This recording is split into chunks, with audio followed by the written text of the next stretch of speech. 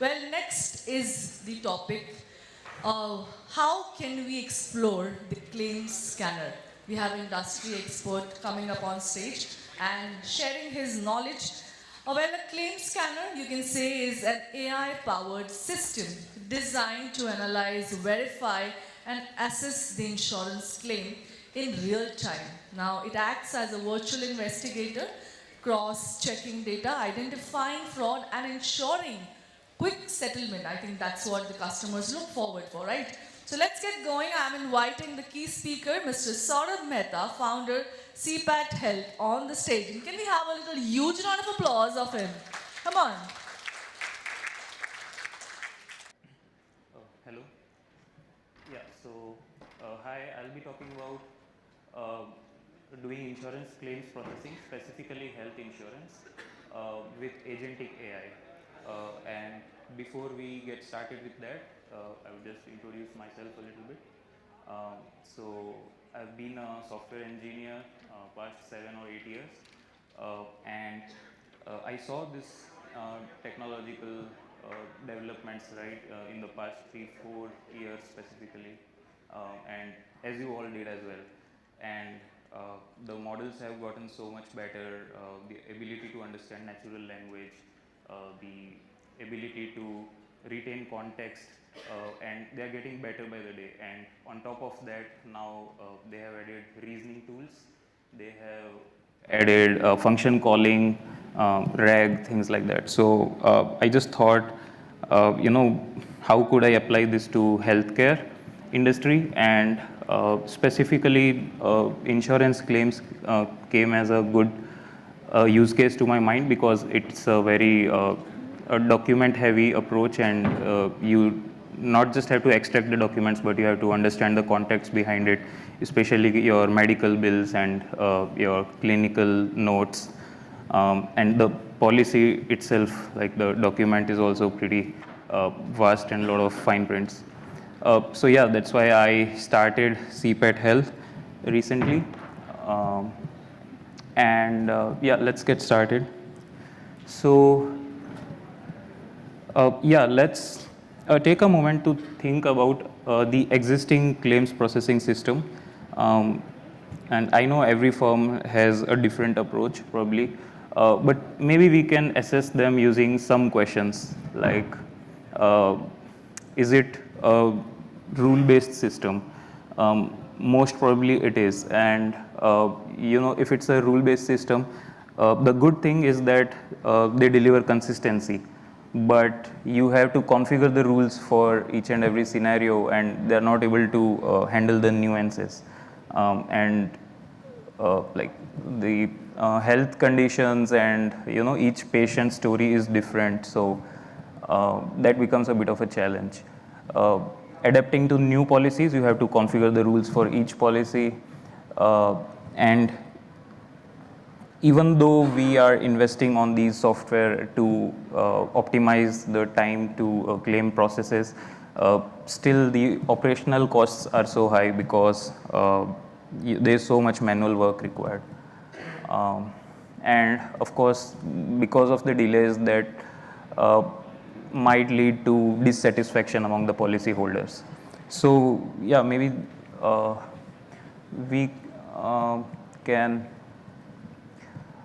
get into a little bit more detail. So this is like a very generic flow diagram. Of course, again, every system is different, but from my understanding, the current systems, like you have to first do a manual data entry. So that could be your ICD-10 codes, or what you call it, medical codes for your diagnosis, procedure codes, and you use your rule engine, where each code is sort of mapped to what is the sublimit on this, or is it part of exclusions or waiting periods.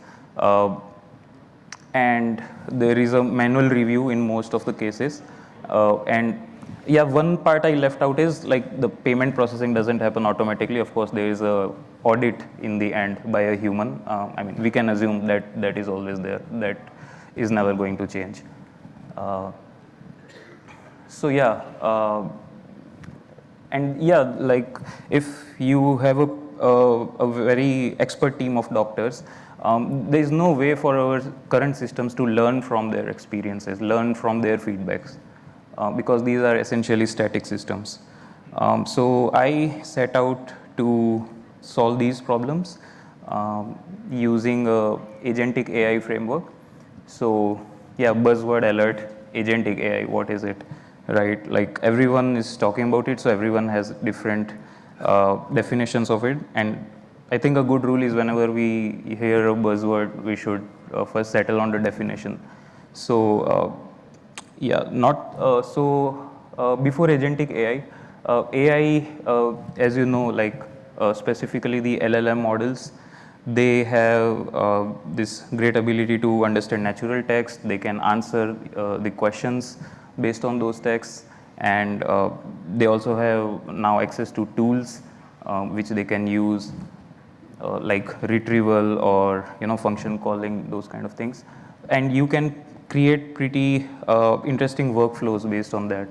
So if we take one example, just gonna create on top of my head. So let's say you are browsing a website which has like travel destinations, and you are planning a holiday, and you want to know where you want to go this summer. So you could create a workflow where the first prompt is, give me the destinations which are good for a summer holiday, like for June season, and you can take the output of that prompt, give it as input to another prompt which says, check the flight details and give me the top 3 best flights.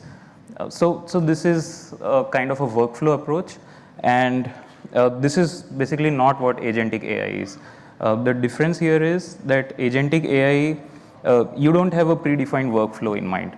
What you have is agent who is autonomous, so it can it has to create its own path, and it continuously takes feedback. So it runs in like a loop.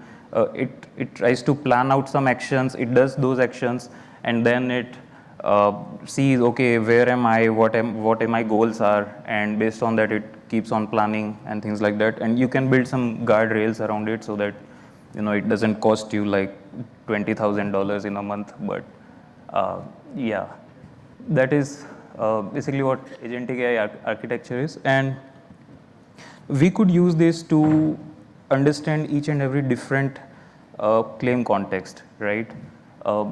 Because they are so nuanced, and each situation is different, and the policy they are applied to is different. So you need some planning, and you need some dynamic system.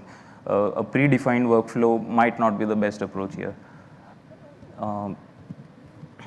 And yeah, since it's natural language processing, so the wordings don't have to exactly match, and you could understand context, like even the temporal relevance. So for example, if a patient had shoulder pain, and initially they went through a conservative treatment like physical therapy, things like that, and then they did an MRI scan and they found a tear in the shoulder, and they had to do a repair surgery.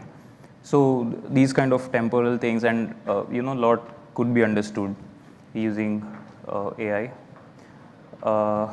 And yeah, there's also this great thing by the government, Ayushman Bharat Digital Mission, and so if you are implementing that, like you might know that all your data has to be in a FHIR compliant format, so that is easy to integrate with other systems. So integration becomes a little bit easy. And as an add-on, we are also offering fraud ring detection. So basically by fraud ring, I mean, let's say there is some collusion happening between some doctors and what are known as professional patients, who will just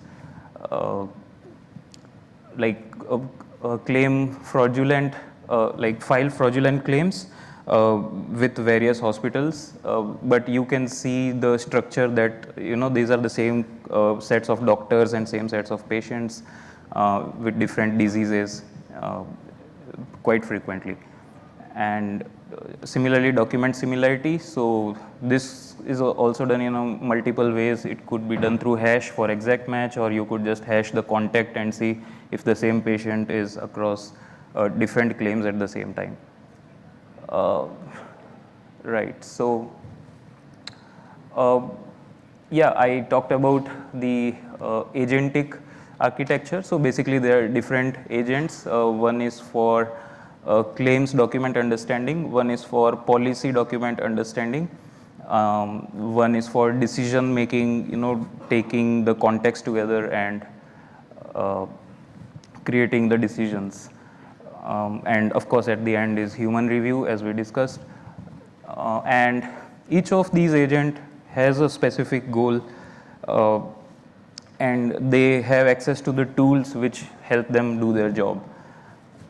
So for example, the policy document agent would, for example, it could parse the policy text, it could convert it into something we call knowledge graph, where instead of talking in terms of conditions like you do in rule-based system, we are talking in terms of relations of different components. And we also preserve the text, and the text is also used and cited. The claims agent would analyze the claims document. It would try to categorize the item bills.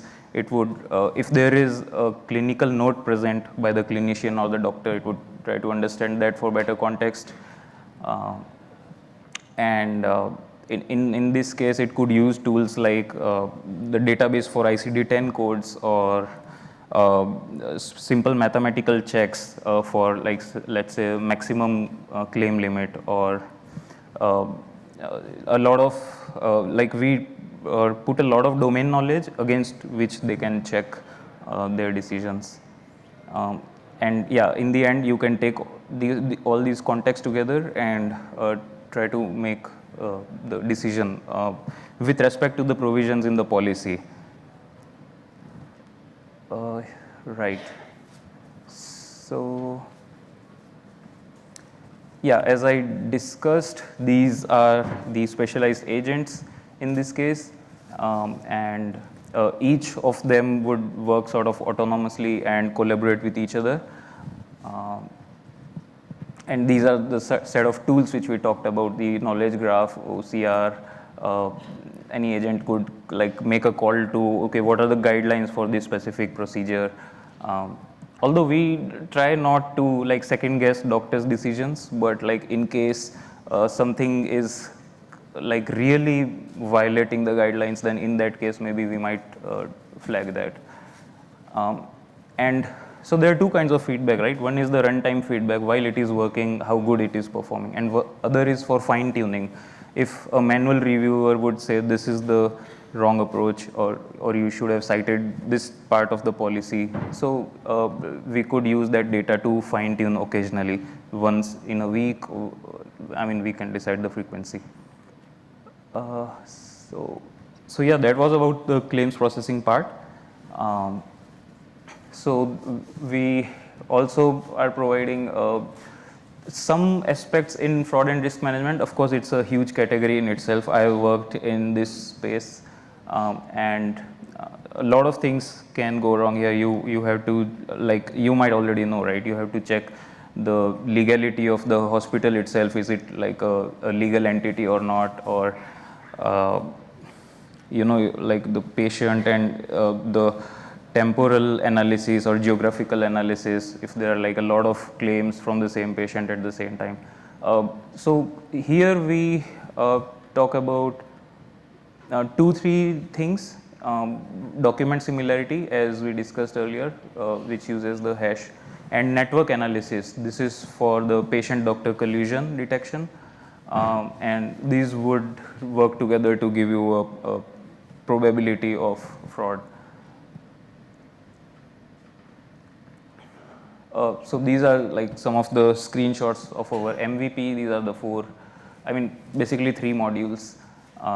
And yeah, like if you upload a policy, it would on the fly it would try to analyze it. There is some little bit of claim metadata. There is that network analysis.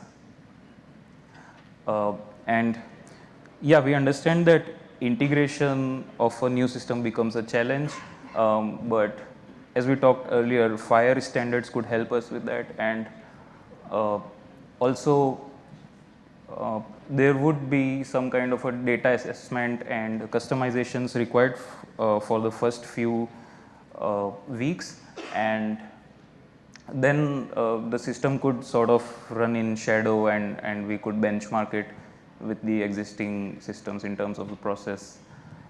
So basically that is what the integration flow looks like. I'm just gonna go over it. So yeah, thank you. And if you want to connect with me on LinkedIn, that's the QR code, and you could visit the website cpathealth.com if you want to register, like request access to the MVP, and there's a button, you can just put your work email there, and you would get the credentials. So yeah, that is all for me. If anyone has anything to say. We can take like one quick question, if anybody has. Yeah. Yeah, can we just quickly pass on the mic here?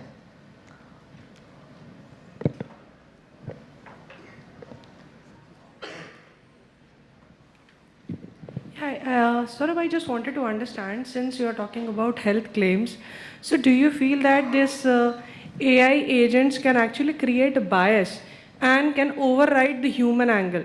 Because specifically health claims have multiple angles. So you can treat the same claim in two different ways, and human can justify also, even machine can justify that.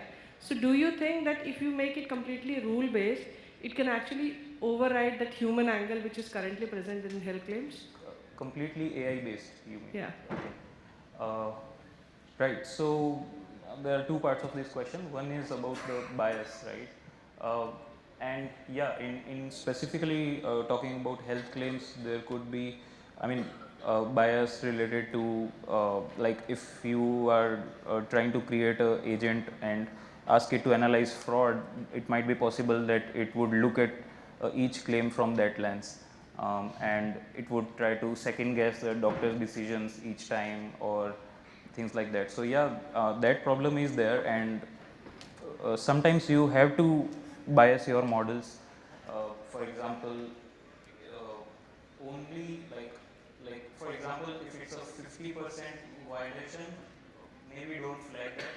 But it's like if it's too much of a violation from guidelines, then you have to flag that. So you have like, I personally think that it should be a little bit in the favor of doctors. So that is some kind of bias. But again, I think those things could be configurable also as per your requirements. About overriding human decisions, so I think that should, like, I don't think we are there yet. What it is basically a co-pilot for your doctors who are present in the panel for reviewing the policy or reviewing the claims, right? So basically, it is trying to make the process faster, so that the patient who is anxiously waiting for the claim amount doesn't have to wait for a week or maybe 3 days even. So it tries to automate some of the processes, and its purpose is to just aid your doctors or aid your staff to analyze the policy rules better, so that some of the mistakes which they could have made because there are so many policies and so many different rules, like those could be avoided. Because it also gives you explanations, so that is also. Did that answer your question? Thank you. Can we have a huge round of applause for Saurabh Mehta? Thank you for the informative session out here. Request you to kindly be on stage, Saurabh. I'll call upon Mr. Ashish Yadav, SVP and Head of Products and Operations from Manipal Cigna Health Insurance, to kindly come up on stage to felicitate Saurabh Mehta. Thank you for a very great presentation, very informative. If you have any queries in regards to the same, he shall be around and get in touch with him. And let's have a huge round of applause for such a great session.